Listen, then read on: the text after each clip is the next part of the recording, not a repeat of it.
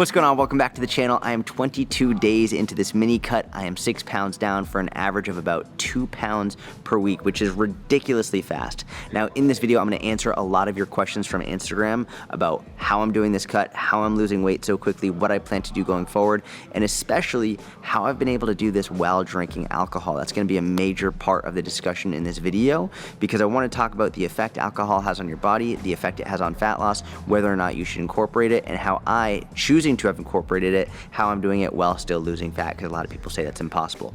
Now, somewhere in this video, I'm gonna announce the 3 people who won a free month in Inner Circle because they commented on the last video we did about the mini cut. So make sure you watch the whole video, don't skip around. I'm announcing those 3 winners. And with that being said, I'm gonna do some jiu-jitsu right now, so let's get into it.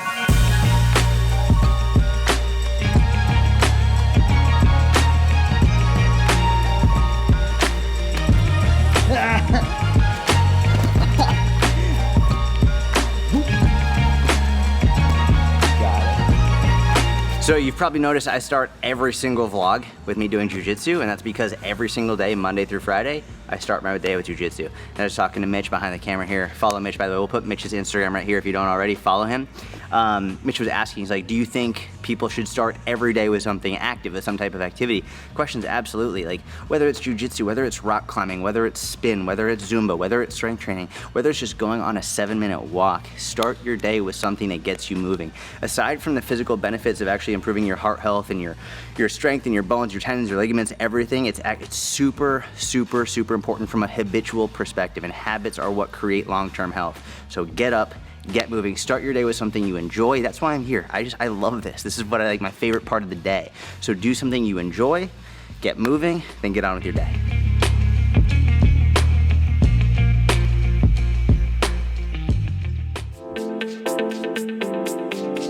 All right, just finished jiu-jitsu in the gym now, about to do the second workout of the day. It's just cardio, 40 minutes, low intensity zone 2 cardio. And I have a surprise for you. After this, I'm meeting with a very good friend of mine, a business partner of mine, someone who you might have seen on YouTube a lot in 2015, 2016, 2017, 2018. Might not have seen him more recently, but big surprise. I'm gonna introduce you to him after this, this little workout.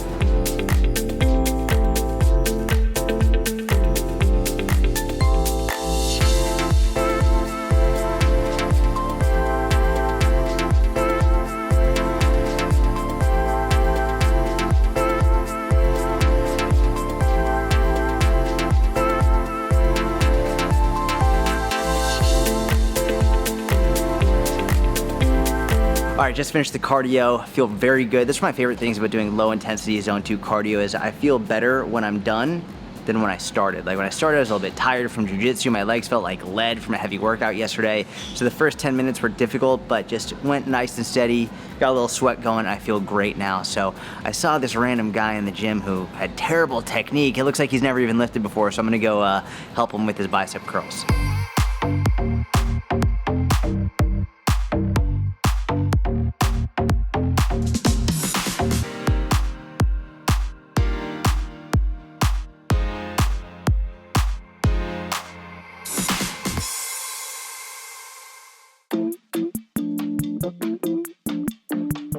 All right, so that random guy in the gym I was talking about, Mike Vacanti, I know him very well.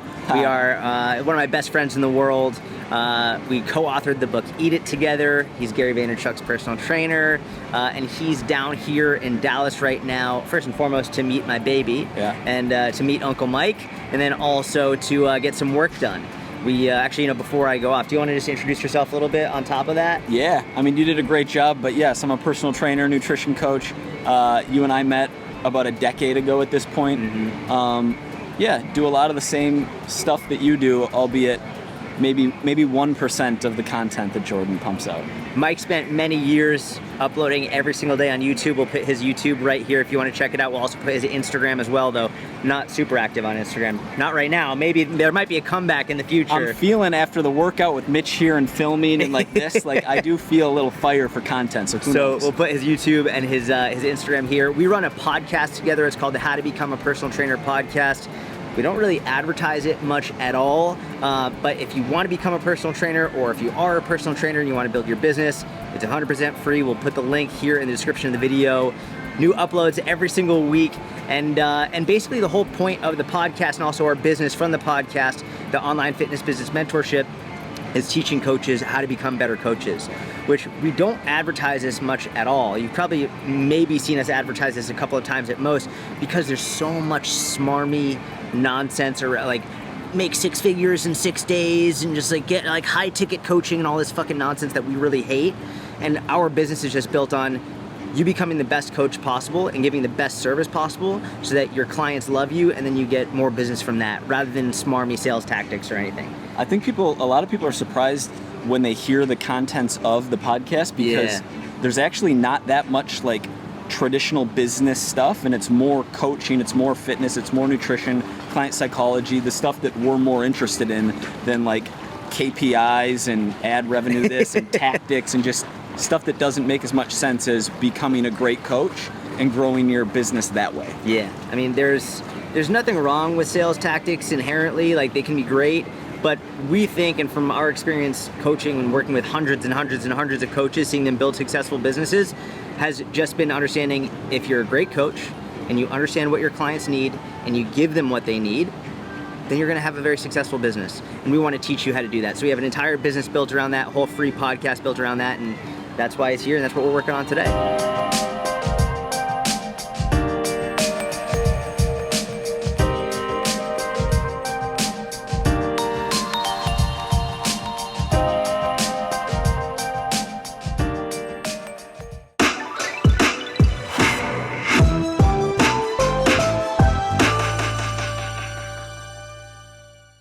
All right, Mike and I are done working, and now you and I are gonna talk about how to stay full in a calorie deficit. I'm getting a little bit nostalgic right now. If you've been following the channel for a while, I used to do whiteboard videos like this all the time. If you're relatively new to the channel, let me quickly explain. It's sort of like an ad-libs situation. I'm gonna walk you through the top 6 things that are gonna help you stay full in a calorie deficit, but to make sure you watch the whole way through, I've left it blank, and I'm gonna walk it through one by one. And if you fast forward and you miss my explanation, don't fucking do that. Just don't fast forward. I'm gonna explain every single thing you need to know to help you stay full in a calorie deficit. I've been getting a lot of questions about this during my mini cut. Again, I'm 6 pounds down in just about 3 weeks. A woman named Lacey Ann messaged me today on my Instagram Q&A. She said, how are you staying full during your mini cut? I just get so hungry whenever I'm in a calorie deficit. So that's what sort of prompted this whole discussion. Now, to start off with number 1, this is the most important, okay? And the thing with number 1 is being hungry in a calorie deficit is normal. A lot of people on the internet are gonna try and trick you into thinking that being hungry is evil and you should never be hungry no matter what. There's a lot of people who demonize hunger, say you should never be hungry, just eat and eat and eat. Hunger is a normal human sensation. In fact, one of the things that we're taught from a very young age is that we only have 5 senses, right? Like hearing, sight, smell, taste, touch. We're told we only have 5 senses. That's actually incorrect. We have many more than just 5 senses, one of them being hunger. And hunger is not an emergency. It's not a bad thing. It's normal, and it's not something that you should be concerned about. Now, obviously, you shouldn't be starving. There's a big difference between being slightly hungry and being starving, and all you think about is food. When you are in a sustainable calorie deficit, a little bit of hunger is not only common, but normal and expected. So much so to the point where if I had a client, a one-on-one client who is saying, I'm doing everything right, I've been in a calorie deficit for months and I'm not losing weight, I would ask them, I'd say, okay, on a scale of 1 to 10, how hungry are you? And if they came back and said, you know, like, I'm not hungry at all, I'm like a 1 or a 2 on the hunger scale, I would know they probably weren't in a calorie deficit. Because when you eat in a calorie deficit, your body's naturally gonna try to take you out of it. It doesn't want to be in a calorie deficit. Your body wants to stay exactly the same as it is right now. It's a process called homeostasis. This also works in the other direction, where a lot of people will struggle to gain weight. The body doesn't want to do that. It takes a lot of extra energy. So when you start eating more in a calorie surplus, your body will down-regulate hunger. It'll be difficult to eat more because your body doesn't want to change. So in a calorie deficit, when you're eating too little, your body's gonna upregulate hunger. It's normal. The key is to not get too hungry and to not get to a point in which hunger is controlling your every waking thought and moment, okay? So with that being said, let's get to the priorities. So what I've got here is I've got 4 priorities and 1 bonus, and I might even add an extra one on top of it. In fact, you know what? Before we get to priority number 1, I'm just gonna sort of add in another bonus right here. Bonus number 2, which is just gonna be, I'm not even gonna fill that in, I'm just gonna say it. Don't eat in too strict of a calorie deficit, or don't eat in too severe of a calorie deficit, okay? This is really, really, really important. One of the reasons people struggle with staying in a calorie deficit is because they lower their calories way too fucking much. They're trying to starve themselves. A lot of people, when they go into a calorie deficit, they go into a dieting phase, a cut, a mini cut, whatever it is you're doing, they start trying to reduce their calories. They start trying to eat as little as possible so they can lose weight as fast as possible. That is a fucked up mindset, and it will ruin you. The goal for a calorie deficit is not to eat as little as possible to lose weight as quickly as possible. The goal is to eat as much as possible so you can lose weight as sustainably and enjoyably as possible, all right? So the worst thing you can do for your hunger and really for the sustainability of your diet is to cut calories so drastically that you're constantly hungry and you can't sustain it. You want to cut them just enough so you're making sustainable progress, about half a pound to a pound a week, depending on the individual. It could be more, could be a little bit less, but generally about half a pound to a pound a week. So it's not overly restrictive, so you're not overly hungry, so then you can stay in a very sustainable calorie deficit, all right? So that's the bonus number 2. I'm not even gonna fill that in, all right? So if people skipped around, they're not gonna know why that one isn't filled in. Priority number 1, all right? So this is super, super important. Priority number 1, and I'm sure many of you already know this, but it's worth repeating, is protein, all right? Now, technically, there are 4 macronutrients, but the 3 main ones are protein, carbohydrates, and fats. The 4th one, alcohol. We're actually gonna talk about that later in this video, so make sure you watch the whole way through. But for the purposes of this discussion, the 3 main macronutrients, protein, carbs, and fats. Protein, one of the reasons it's so important is not just because it can help build muscle, not just because it has a very high thermic effect of food, but also because it helps keep you full. Without question, the research on this is just, it's overwhelming. This is one of the things that like the flexible dieting crowd and the ketogenic and carnivore crowd that they actually see eye to eye on, which is one of the very few things we see eye to eye on, is that eating a high protein diet helps keep you full for longer. There is no question about it. Now, how much protein you need, that's a separate discussion. I've discussed that in separate videos. In my calorie calculator video, I've discussed it, which we'll link in the description of this video if you want to figure out how many calories you should eat to be in a calorie deficit. I also discuss how much protein you should eat in that calorie deficit. The link will be in the description of this video if you want. But the whole thing to pay attention to here is make sure you're eating enough protein, because if you're not, you're far more likely to be very hungry, especially if you're focusing more on carbs and fats. They're not bad. You should absolutely incorporate carbs and fats into your diet, but protein has to be the first priority. So for me, during this mini cut, every single meal, the focus is protein. My meal is built around protein. The serving size, it depends on how much protein you need, how many calories you're eating, but every plate that I have, it's built around it. So for example, Mike, Mitch, and I were just at the pool. We ordered some food and drinks while we were out there. We got some shrimp cocktail, and we also got some chicken wings. Now, this is sort of a refeed day. I'm gonna talk about that later in this video, but shrimp cocktail with some chicken wings. Basically, it's all protein. Within the shrimp cocktail, they also had some avocado. They had some chips on the side, so it had some carbs and fats as well, but shrimp and chicken. That was the basis of that meal, all right? So every meal you have, the first priority is what protein you're gonna have and how much. Once you have that figured out, staying full in a calorie deficit is gonna be so much easier. Now with that out of the way, priority number 2 is fruits, vegetables, and fiber. I don't know if you can read my chicken scratch. My teachers in school used to get so mad at me, but it's the best I can do, all right? Fruits, vegetables, and fiber.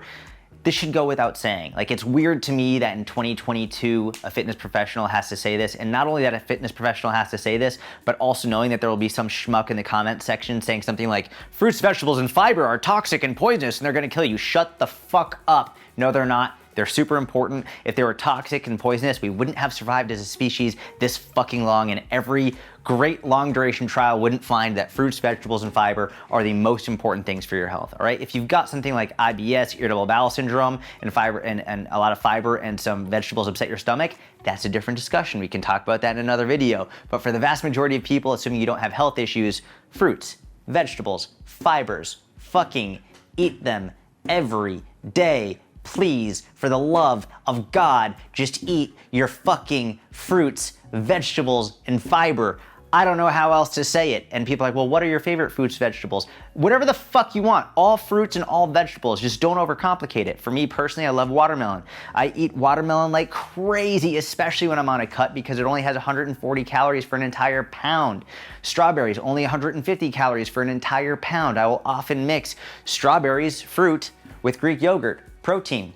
Bang, priority 1, priority 2 met in the same delicious snack. I'll sprinkle a little cinnamon on top. It's delicious, it's a great dessert, it's filling, high protein, and very low calorie. For fiber, there are so many different options. I actually have an entire video on Instagram. I'll put the link up in the description. We can put a little picture up on the screen. I have an entire video with like 30 of my favorite high fiber foods. Number 1 is raspberries. Raspberries have an unbelievable amount of fiber. I have a ton of frozen berries that I'll use, but raspberries are very particularly high fiber. Avocado has a lot of high fiber. You can get some high fiber tortillas. These low carb mission tortillas that I have are super high fiber as well. I have my Zen basil seeds. If you like chia seeds, you can have those. There's no shortage of high fiber options. Just please make sure throughout the day, fruits, vegetables, and fiber. If you're missing on those, I guarantee you will be hungrier than you need to be during your cut. Okay, now priority number 3 is hydration. Now, I want to make myself very clear. A lot of people will say things like, "Oh, well, actually, if you're hungry, your body's confused. You're actually just thirsty." No, your body isn't fucking confused. It knows the difference between hunger and thirst. They're two very different things. If you're thirsty, often you'll get cotton mouth, your mouth will get dry, your pee will get a little bit darker. Your body knows the difference between hunger and thirst. So don't fall for the idea that like, "Oh yeah, you're actually just confused. Your body's confused. You're actually just thirsty." No. If you're hungry, but a lot of people are chronically dehydrated. And so even though you might want to eat, and it's okay to eat, first make sure you are staying hydrated. If your pee is getting a little bit too dark, drink some water. For fuck's sake, drink something. That never mind the effects on a mini cut and the hunger aspect of it, but dehydration, even minimal dehydration, 1%, 2%, 3% dehydration is gonna make you feel so much more tired. It massively affects your performance in the gym. It affects your performance in life, your cognitive function.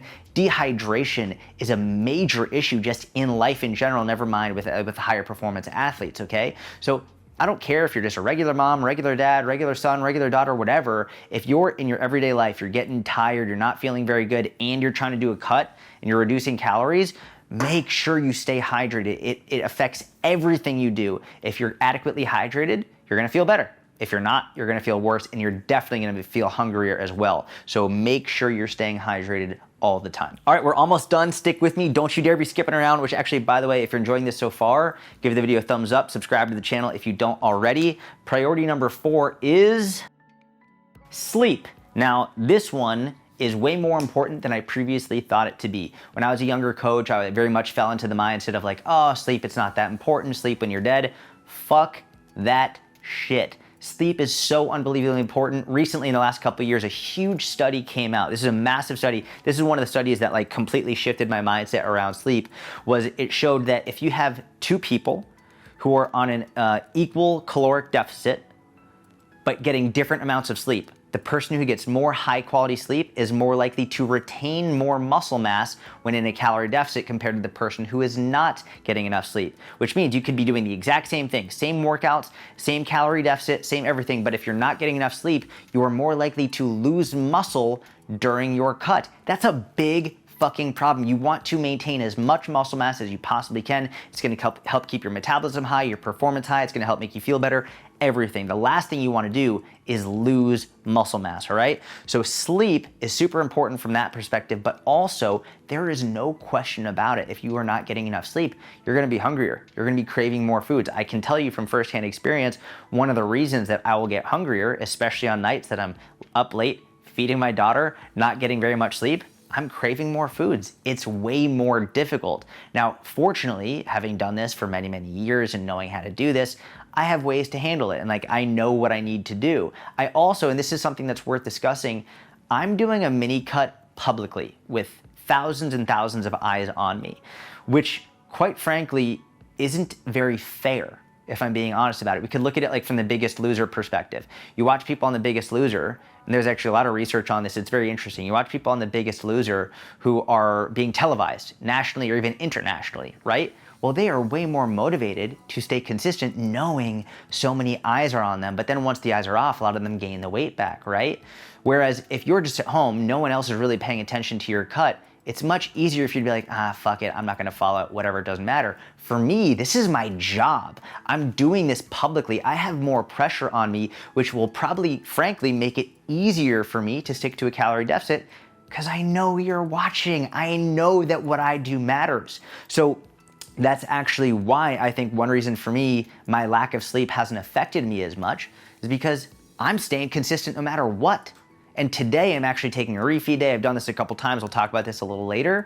But what's really important to remember is that if you're not getting enough sleep, if you have control over this, put the fucking phone down and go to bed. If you're like me, you have a young kid or a couple young kids or whatever it is, maybe your work, you're not able to get enough sleep, it becomes much more important for you to keep these things in mind, protein, fruits, veggies, fiber, and hydration in mind, and be prepared. Have foods ready for you at your availability, in your house, in your apartment, at your work, ready to snack on, right? If I had things in my house that were not gonna be conducive to this, it would be way more difficult, but I have everything out. I've got all the stuff that I need. I've got tons of watermelon. I've got tons of my favorite foods, tons of my favorite snacks to have when I'm in a cutting phase that will help me stay full and stay happy and things that I enjoy without going completely overboard, all right? So all things to keep in mind.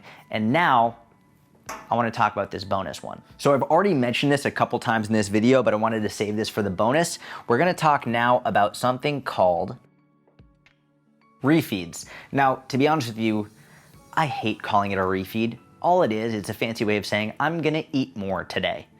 That's all it is. Some people call it cheat meals. Some people call it cheat days. Some people call it refeeds.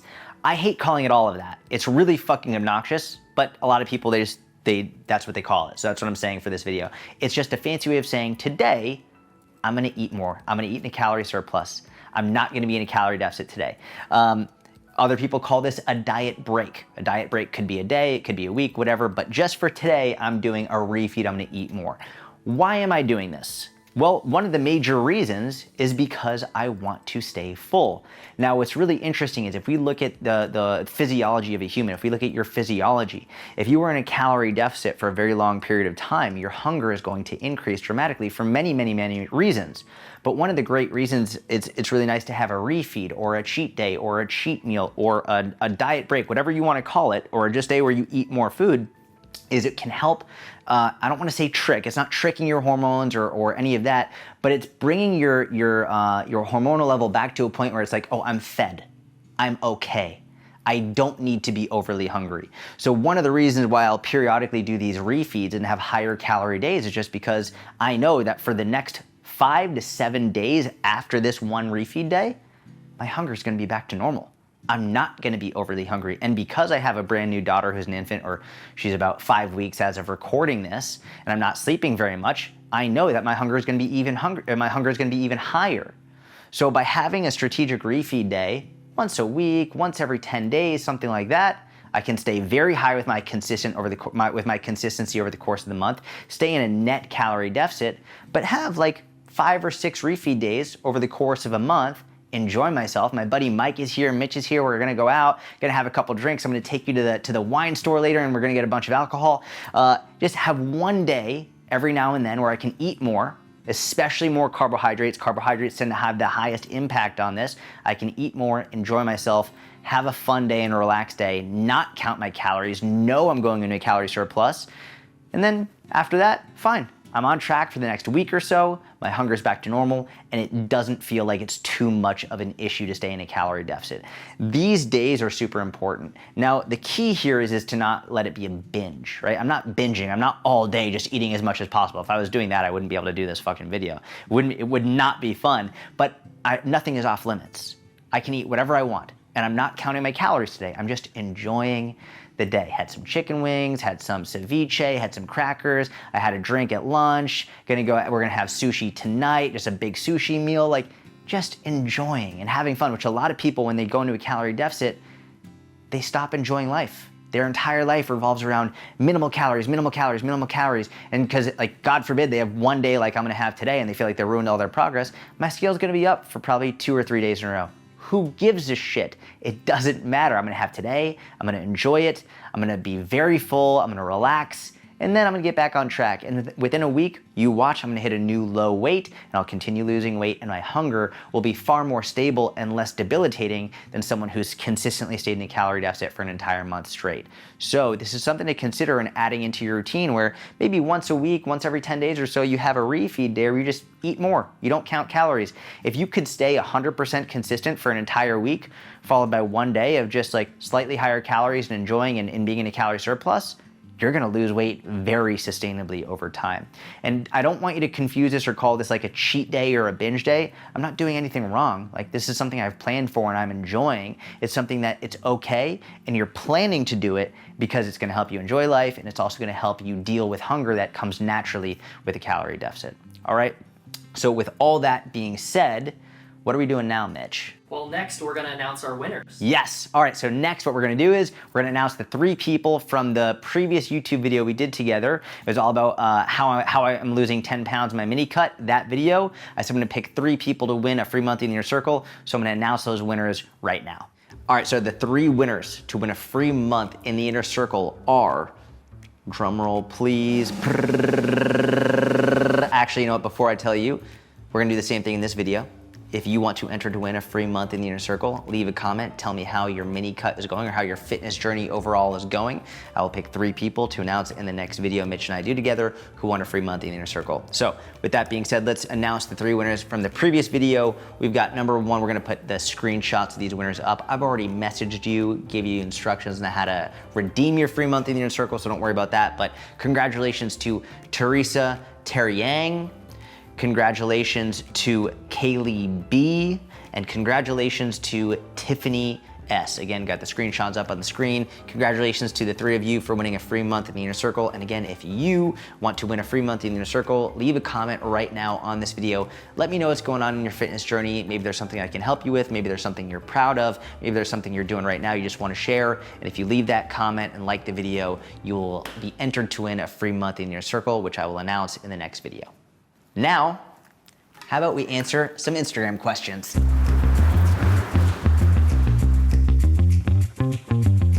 All right, so answering question number 1, this comes from Catherine Joelle on my Instagram Q&A, which, by the way, if you don't follow me on Instagram, what are you doing? Follow me, Syat Fitness right now. We'll put the Instagram handle here, and I do Q&As basically every day, and if you want me to answer your questions here on YouTube, post them in, and I might answer it here. Now, Catherine Joelle asked a very, very good question.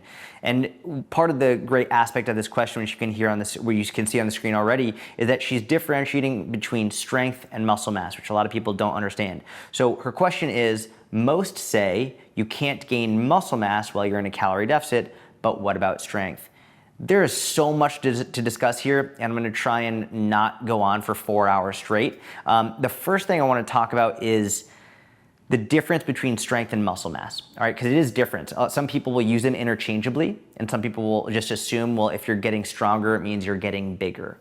It's not the same thing. There's like a Venn diagram where they're overlapped, but strength and muscle mass are 2 very different things. And the easiest way I can try and explain this to you in sort of a picture format is, imagine a gymnast. Like, look at some of the best female gymnasts in the world. They're tiny. Like, they are not big, hulking creatures, but they're so strong, it makes my mind fucking explode. It's insane. We could look at figure skaters as well. Figure skaters are another amazing example. Figure skaters, look at paired figure skaters. They're on the ice.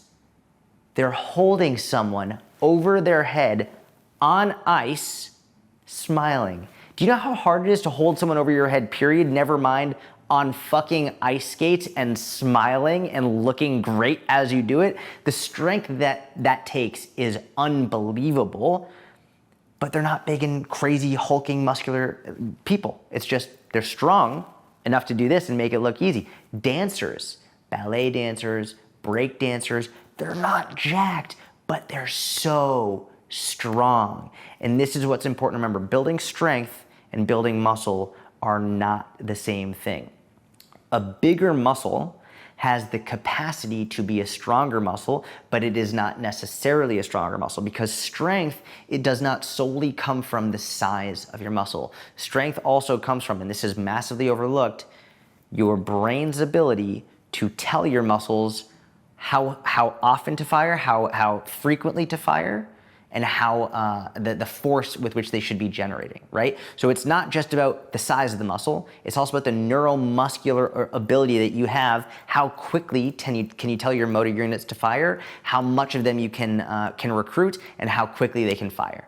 That is a huge component of strength. So for example, me, I'm not a big, huge hulking guy, like 155 pounds. I deadlifted 530 pounds, weighing 132 pounds. Not big and jacked at all, but I did this from developing the ability to get very, very strong and fast and explosive without getting huge in the process. And that's actually how my career took off in the fitness industry, because I was a very small guy lifting heavier than the vast majority of dudes who were way bigger than me. And I got in the industry right around a time when women started to really get involved in powerlifting. And in that time, in like 2009, 2010, 2011, women didn't really want to get big at that time, but they wanted to get strong. So they see me and they're like, who's this guy? Who's this really small guy lifting super heavy weights? Like, I want to do that. I want to get really strong, but I don't want to get really big. And that's how I got my start in the fitness industry. So we have to understand, number one, strength and muscle mass are not the same thing. Now, I do also want to cover this myth. There is a myth that says you can't gain muscle mass while in a calorie deficit. Well, yes, you can. You can gain muscle mass in a calorie deficit, but it's not ideal. I'll give you an analogy. If you were going to go to a gunfight, which I hope you never ever do, but let's say you're going to go to a gunfight, you were going to fight someone else and you know they have a gun, and all you bring is a knife. Can you win that fight? Yeah, you can, but it's not going to be easy. It's going to be much easier if you had a gun as well, so you were more likely to be able to kill them, right? Building muscle in a calorie deficit is sort of like trying to bring a knife to a gunfight. It's not as easy as it would be if you were just eating more, right? So building muscle in a calorie deficit, if you are brand new to strength training, it's much easier to do. If you took a long layoff of like 6 months, a year plus, and then come back to strength training, you can build muscle in a calorie deficit relatively easily. But if you've been consistent with high quality strength training for 6 months to a year plus, and you're eating in a calorie deficit, yes, you can build muscle, but it's going to be minuscule and it's going to be very, very, very, very difficult. The optimal way to build muscle is at least eating around maintenance, if not in a surplus. In a surplus is always the best, which a lot of people get really worried about. They don't want to add on extra body fat. It's like, who gives a shit? You add some extra body fat on, you build a lot of extra muscle, and then you can do a mini cut like I'm doing right now and lose the fat and keep the muscle. That's the best of both worlds. Now, to circle all the way back to the very beginning of the question, well, what about strength? Oh my God, yes, you should absolutely be building strength while in a calorie deficit. Now, it's obviously easier to build strength when you're eating at maintenance or even in a slight surplus because you have more energy. You're gonna feel way better when you go to the gym. It's just overall, life in general is better. Like everything is better when you're eating more food, right? Like your energy is better, your mood is better. Think about simply like if you're ever hungry, your mood is not you're not as happy of a mood. Like one of the best pieces of relationship advice I can give is don't let your spouse get hungry and don't take anything that your spouse says to heart if they're hungry. All right? Like if they ever get hungry and they like make fun of you or say something rude, don't take it to heart. It's just because they're fucking hungry. Everything is easier and more fun when you're not in a calorie deficit, period, end of story. So it's easier to build strength when you're not. But if you're not getting stronger while you're in a calorie deficit, you're doing something wrong. Your programming might be too much. You might be eating way too little. Maybe there's something else going on. But if your nutrition is in check and your strength training is programmed appropriately, there is zero reason why you should be losing strength while in a calorie deficit. You should absolutely continue to gain strength while you're in a calorie deficit. Zero question about it. Just like that's it. Now, keep in mind, that doesn't mean you won't have off days. Right? You might go to the gym one day and like just like my weight will fluctuate up and down, strength fluctuates up and down. I'm not going to hit a PR every time I go to the gym. I'm not going to be 100% every time I lift. But my trend over time, 100% should always be getting stronger, especially when I'm in a calorie deficit. All right, next question, last question of this video. Can you drink alcohol and lose fat? Doesn't alcohol prevent fat loss. Now, there's also a lot to discuss with this question. Actually, once this is over, Mitch and I are gonna go to Total Wines. We're gonna show you that, so make sure you stay on, watch the rest of this video even after this Q&A. We're gonna do a little trip to Total Wines to stock up on some alcohol, which should, in short, answer the question of, yes, you can absolutely lose fat while still drinking alcohol. Alcohol does not inherently prevent fat loss, okay? That's the short answer. There is a longer answer, and the longer answer has to account for health as well, and I wanna make this very clear.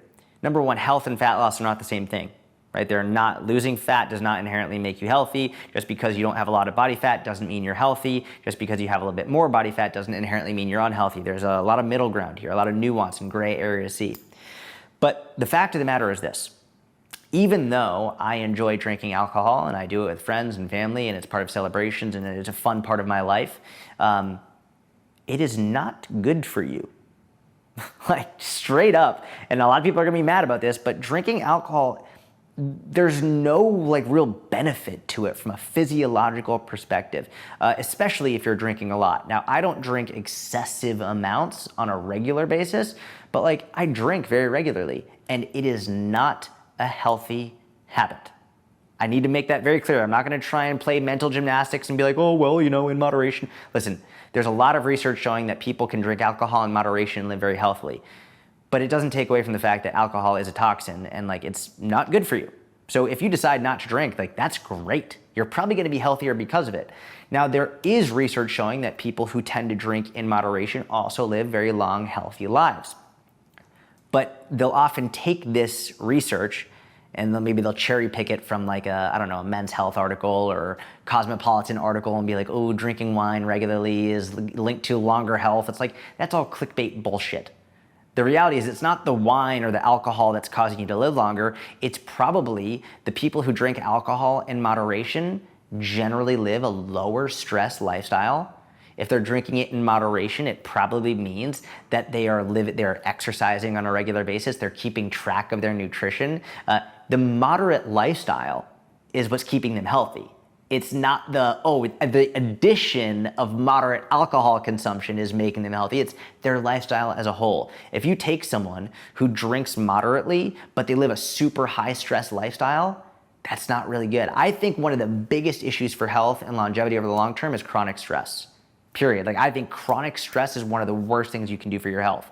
So for the people who can drink alcohol in moderation, like myself, like I think it's totally fine, but let's not kid ourselves, it's not fucking healthy. Period, end of story. So with that in mind, can you drink alcohol? Can you include alcohol in your diet and lose fat? Yes, you just have to account for the calories. I was talking about earlier in this video how there's technically 4 macronutrients: proteins, carbs, fats, and the last one is ethanol. It's alcohol, right? Alcohol is technically the 4th macronutrient.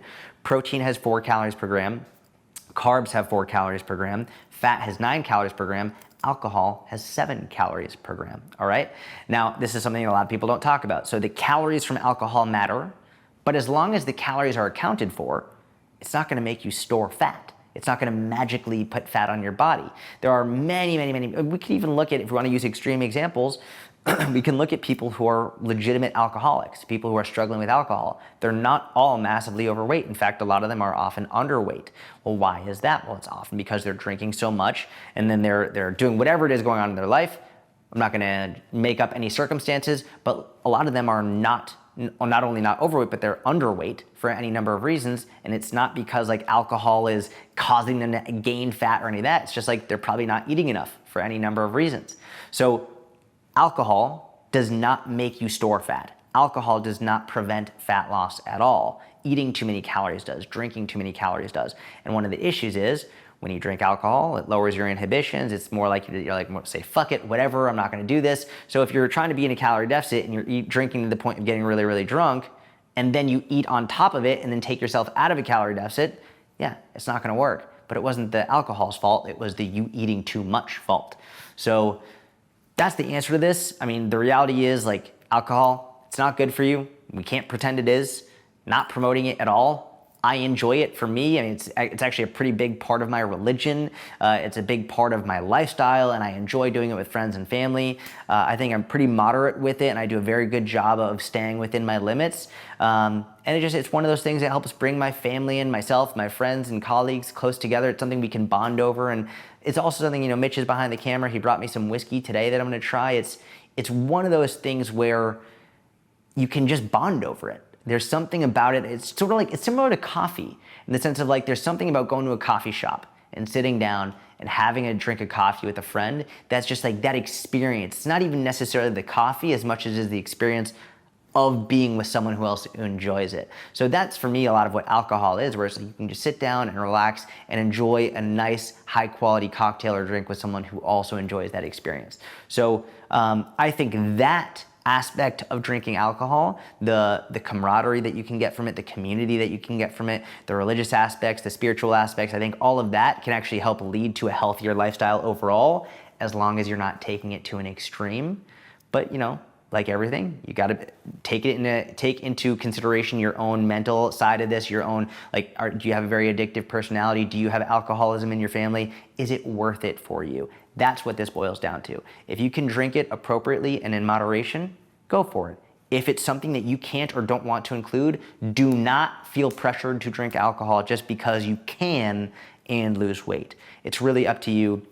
I'm trying to be as forthright as I can by saying it's definitely not healthy, but it's something I like to do. So with that being said, Mitch and I are now, we're gonna go to Total Wines and we're gonna stock up on a fuck ton of alcohol. All right, we are in the best store ever invented, Total Wine. Not sponsored by them at all. We're gonna go buy some booze, so let's have some fun.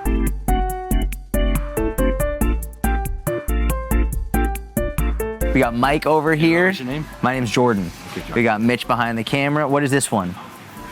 This here is McFarland's 4-grain straight bourbon from Kentucky. And it's a new one. You like Very it? good. I like it a lot. Cheers. Cheers.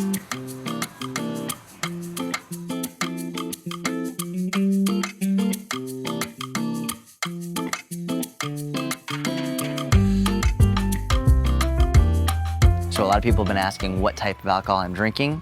I'm a big wine guy. I love wine.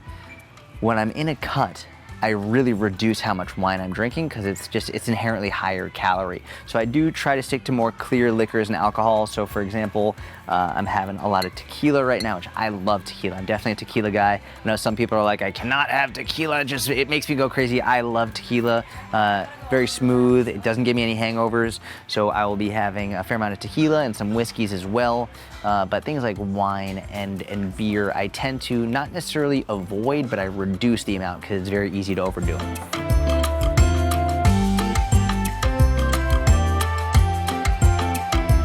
Oh wait, here we go. Oh yeah. These. Jalapeno, tequila Paloma.